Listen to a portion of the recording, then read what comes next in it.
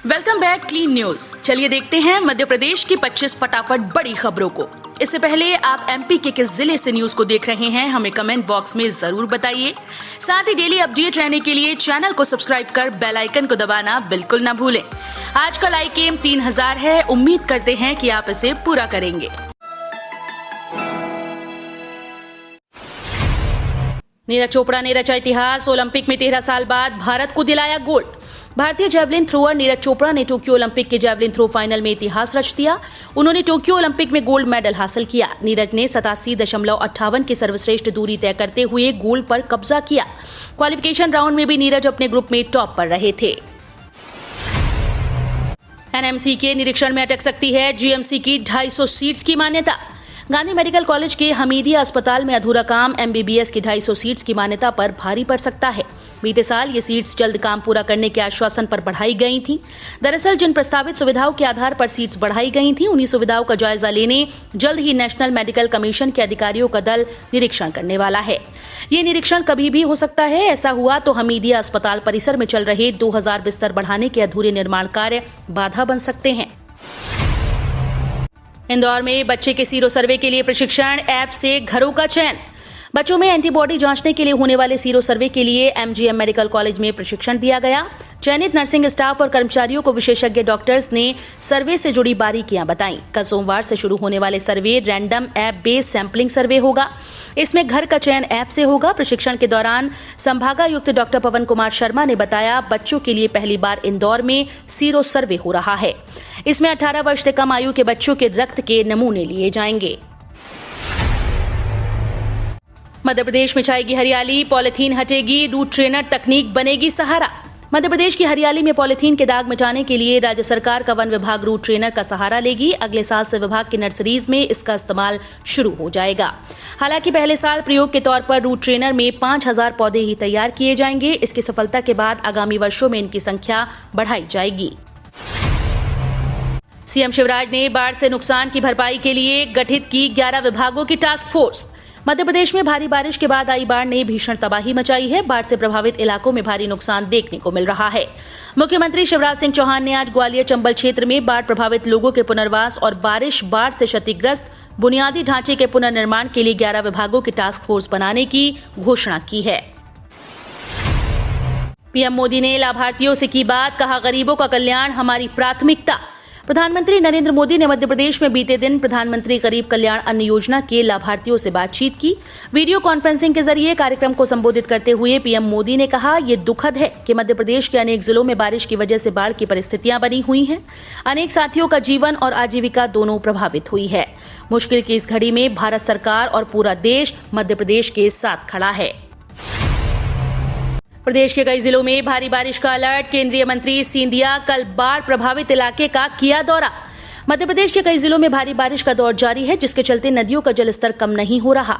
कई गांव टापू बन गए। एनडीआरएफ की टीम लगातार बाढ़ में फंसे लोगों को सुरक्षित बाहर निकालने का काम कर रही है।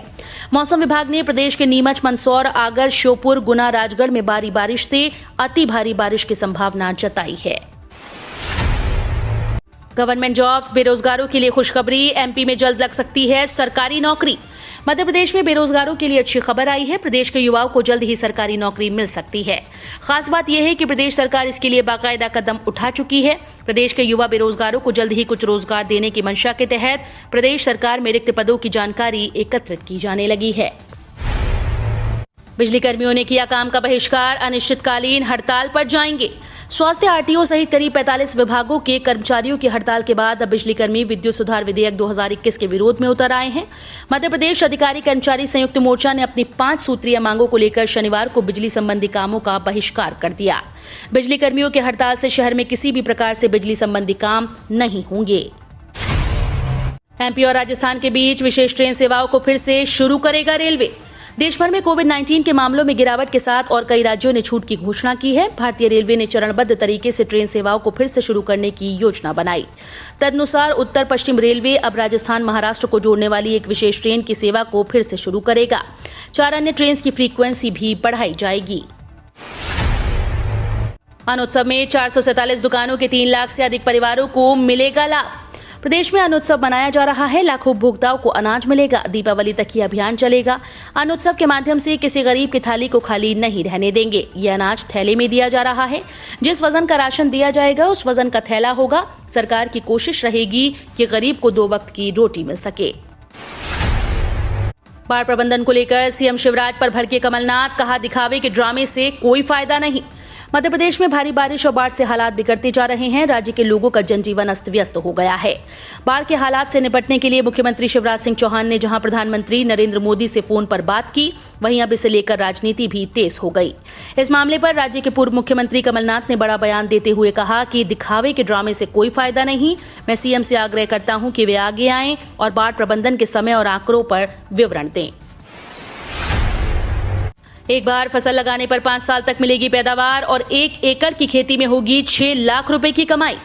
अगर आप पारंपरिक फसलों से हटकर किसी नकदी फसल की खेती करना चाहते हैं तो स्टीविया एक शानदार विकल्प है। इस औषधीय पौधे के साथ सबसे अच्छी बात यह है कि इसमें रोग बिल्कुल भी नहीं लगते और रासायनिक खाद की जरूरत नहीं पड़ती।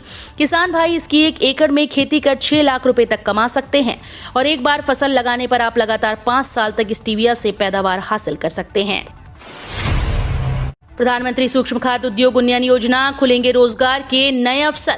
वित्त वर्ष 2020-21 में लागू हुए प्रधानमंत्री सूक्ष्म खाद्य उद्योग उन्नयन योजना पर क्रियान्वयन शुरू हो गया है। केंद्र सरकार की इस योजना को देश के सभी राज्यों और जिलों में लागू करने का निश्चय किया गया है। योजना का क्रियान्वयन अवधि 5 वर्ष है, यानी 2024-25 तक 5 सालों के लिए इस योजना को लागू किया गया। इस अवधि में देश में 2 लाख माइक्रो प्रोसेसिंग यूनिट के निर्माण का लक्ष्य रखा गया है और किसानों को इस उद्योग को लगाने हेतु सरकार की तरफ से बड़ी सहायता दी जानी है। 10% तक बढ़ गया इन कर्मचारियों का महंगाई भत्ता, सितंबर में होगा डबल प्रॉफिट। केंद्र सरकार ने बीएसएनएल के कर्मचारियों का महंगाई भत्ता बढ़ा दिया। ये बढ़ोतरी इसी हफ्ते लागू हुई। इससे सितंबर की सैलरी में बढ़े हुए डीए की रकम आने की संभावना बढ़ गई है। साथ ही एचआरए की रकम पर भी असर पड़ेगा, उसके भी बढ़ने की संभावना है, यानी उन्हें डबल बेनिफिट होगा। फाइनेंस मिनिस्ट्री के आदेश के मुताबिक डीए की रकम 159.9% से बढ़कर 170.5% हो गई है। समर्थन मूल्य पर खरीदी के लिए 15 नहीं, अब 50 किसानों को भेजे जाएंगे एसएमएस। किसानों को समर्थन मूल्य पर ग्रीष्मकालीन मूंग बेचने में आ रही दिक्कतों को देखते हुए अब 15 की जगह 50 किसानों को एसएमएस भेजे जाएंगे। इस संबंध में कृषि मंत्री कमल पटेल ने शुक्रवार को कृषि संचालक को निर्देश जारी कर दिए। पटेल ने कृषि संचालनालय स्तर पर मूंग खरीदी की समीक्षा की बैठक भी ली। 21 लाख करदाताओं को फायदा, चालू वित्त वर्ष में 2 अगस्त तक जारी किया गया 45,896 करोड़ का रिफंड। आयकर विभाग ने 1 अप्रैल 2021 से 2 अगस्त 2021 तक 21.32 लाख से ज्यादा करदाताओं को 45,896 करोड़ रुपए का रिफंड जारी कर दिया। 20,12,802 मामलों में 13,694 करोड़ रुपए का व्यक्तिगत आयकर रिफंड जारी किया गया है। वहीं 1,19,173 मामलों में 32,203 करोड़ रुपए का कॉर्पोरेट कर रिफंड जारी किया गया। आरबीआई ने कहा आर्थिक विकास दर 9.5% तक रह सकती है। कोरोना की दूसरी लहर के चलते देश की अर्थव्यवस्था और उद्योग धंधों पर प्रतिकूल प्रभाव पड़ा है। एक्सपर्ट्स के अनुसार देश में कोरोना की तीसरी लहर भी जल्द आ सकती है। ऐसे में भारतीय रिजर्व बैंक ने अर्थव्यवस्था को बढ़ावा देने के लिए एक बैठक की थी। इस बैठक में वर्तमान हालातों पर चर्चा कर कई अहम निर्णय लिए गए। बैठक के बाद आरबीआई ने मौद्रिक नीति का ऐलान करते हुए कहा कि नीतिगत ब्याज दरों में लगातार 7वीं बार कोई बदलाव नहीं किया गया है। राकेश टिकैत को विभिन्न राजनीतिक दलों के छात्र संगठनों का समर्थन, कहा किसान के मुद्दे पर हम साथ हैं। विभिन्न राजनीतिक दलों के छात्र संगठनों ने आज भारतीय किसान यूनियन के प्रवक्ता राकेश टिकैत को अपना समर्थन दिया। लखनऊ विश्वविद्यालय संयुक्त छात्र मोर्चा के बैनर तले छात्र नेताओं ने राकेश टिकैत से मुलाकात की और अपना समर्थन पत्र सौंपा। पीएम गरीब कल्याण अन्न योजना के लाभार्थियों से बोले पीएम मोदी, मिलकर करेंगे कोरोना का सामना। पीएम मोदी ने कहा कि मुझे कभी गरीबों के बीच जाकर बैठने का मौका नहीं मिला। आज मुझे आप लोगों का दर्शन करने का सौभाग्य मिला। आप लोगों से मुझे ऊर्जा मिलती है, ताकत मिलती है। पीएम मोदी ने कहा कि आपदा कोई भी हो, उसका असर बहुत व्यापक होता है। पिछले 100 साल में दुनिया के किसी भी देश ने कोरोना जैसी मुसीबत नहीं देखी थी। हम मिलकर इसका सामना करेंगे। जिनका है पीएनबी में खाता, उनके डेबिट कार्ड के लिए आया ये नया ऑप्शन, जरूर उठाएं फायदा।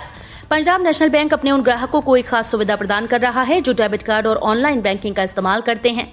अक्सर कई बार होता है कि आप अपने डेबिट कार्ड को इधर उधर रखकर भूल जाते हैं और कार्ड को बंद करवा देते हैं। फिर कार्ड मिल जाता है तो भी नया कार्ड बनवाना पड़ता है। ऐसे में बैंक ने डेबिट कार्ड में नया ऑप्शन शुरू किया है, जिससे आपको ये दिक्कत नहीं होगी। दरअसल बैंक ने अब डेबिट कार्ड में ऑन और ऑफ का ऑप्शन शुरू कर दिया है, जिससे आप डेबिट कार्ड को चाहे जब ऑन और चाहे जब ऑफ कर सकते हैं। संगठित अपराध पर नियंत्रण के लिए शिवराज सरकार लागू करेगी गैंगस्टर एक्ट।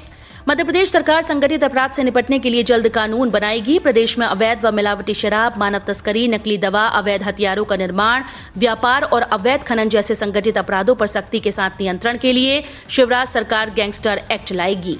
ये उत्तर प्रदेश के गुंडा नियंत्रण अधिनियम की तरह होगा। सरकार विपत्ति में फ्री अनाज देती है, इसे याद रखना चाहिए। मध्य प्रदेश के राज्यपाल मंगू भाई छगन भाई पटेल ने कहा कि शासकीय उचित मूल्य की दुकानें राशन देने में गड़बड़ी ना करें। लोगों को भी याद रखना चाहिए कि विपत्ति में सरकार फ्री में राशन दे रही है। राज्यपाल शनिवार को रायसेन में आयोजित राशन वितरण कार्यक्रम को संबोधित कर रहे थे। पीएफ खाता धारक तुरंत ऐड करें नॉमिनी की डिटेल, वरना 7 लाख रुपए का होगा नुकसान।